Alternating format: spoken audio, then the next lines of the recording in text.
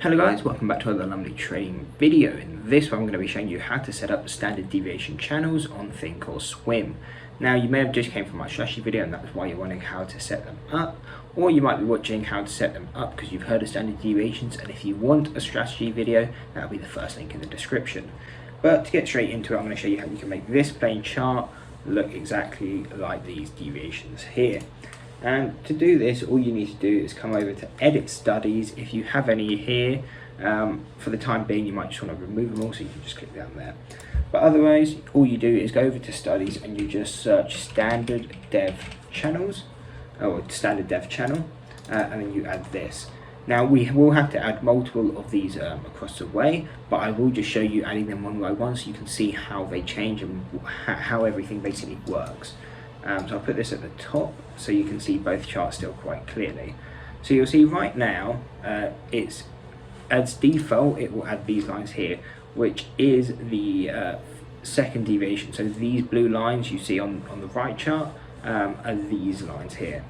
So what we will want to do is change this to, actually we can save this, we'll actually add two standard deviations off the get-go, and we'll make this one standard deviation 1 and the other one still stays as 2. So now you've got this line and this line, this line and this line all on this chart already.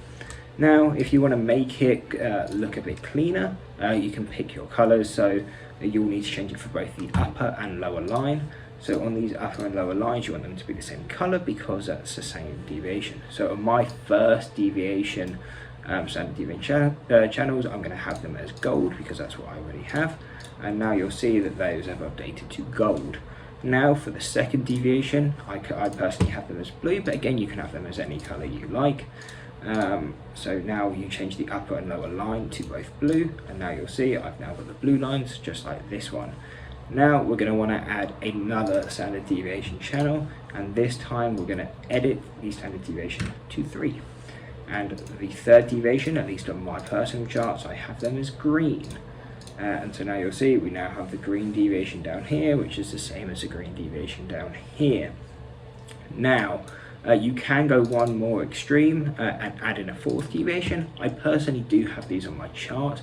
I don't tend to trade off them all too often, but I do like to have them on the chart just in case stocks do break out of that third deviation. You have insight into where likely the next bounce is to be, and it may be a thing if I'm looking to maybe add to a position, or maybe if I'm looking at my investment portfolio, if I can get them down at fourth deviations, it's even lower risk essentially, so they can be good to use. And I mean, you could go all the way, to a 7th, 8th deviation, probably never really get there. I mean, the fourth is very rare to see unless you're looking at small cap gappers. When you're looking at small cap gappers, you could probably even go to a 7th or 8th, because if you do get that occasional small cap stock runs, it will just keep running, but you'll still be able to find the pullback locations. But really the key ones we're going to be looking at is just the first, second and third, and again that will be covered in the strategy video if you wanted to see that.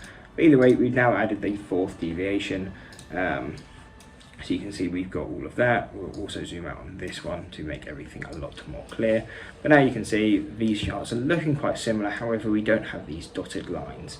So these dotted lines we don't tend to really trade off of, but they are usually just good to know where, again, pullback areas can come. They work like a normal deviation, they're just less strong. So again, we don't normally trade off them, we just use those ones as guidance. But again, all you need to do is add them, and then instead of picking a whole number, you'll be going for a 0.5. So for example, 0.5, and then we're going to add dashed lines. That's what I personally have, because again, we're not trading off these levels, so I don't want to be seeing them as obvious. And then when we add these dashed lines, you can see that it goes between the statistical mean and the first deviation. And so again, all you need to do is really just add all of these. So we'll add 2 more. We'll do 0.5 and again add dashed lines. We don't need to change the colors on these unless you want to, and just change them to dashed on both the upper and lower lines. And then, actually I put that as 0.5. You've got to do, so you're going to have 0.5, 1.5 and 2.5. These are all the half deviations that you're probably going to want. And again, that now we have those. We didn't actually update the dashed line on the lower. There we go. And you'll be able to really see if you've missed anything, because obviously one chart it will probably just look strange, or you can just compare to make sure you set it up if you want to have it exactly like mine. Now you can add one more if you have the fourth deviation added to your chart, in this one here. You're then probably going to want to add one more and have that as a 3.5, because otherwise you won't have a half deviation between the third and fourth deviation. And again, just add the dashed lines. Now that is all you have to do, this one. And again, this is what I mean by you'll easily be able to see if you kind of set it up a bit weird. And on this one we can see that I used a thicker dashed line. So all I need to do is just go down, and now it will look the same as all of the others. So that is standard deviation setup. Now if you have other indicators you like, for example, if we go on here and we want to add in, you know, an EMA or simple moving average, it doesn't really matter what you like, but let's say you have the 9 and the 21 or 200. Let's say you have a 200 and a 100 simple moving average. You can add those and it will still show you where they are and all of that. So you can use it with different indicators. Me personally, I tend to keep the chart quite clean.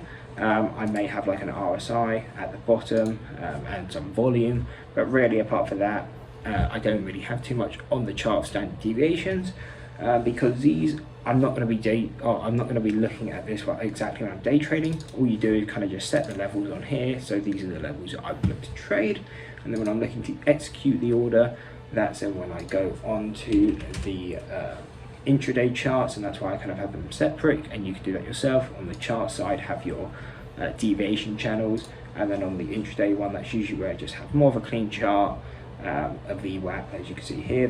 This is basically a high, lows and close indicator, and the futures on the side. And really this is just so I know where my levels are now when I'm looking on the chart. So if I'm looking at JP Morgan, as in this example, I know if I'm watching the intraday chart, if it comes down to 119, I'm looking to get long.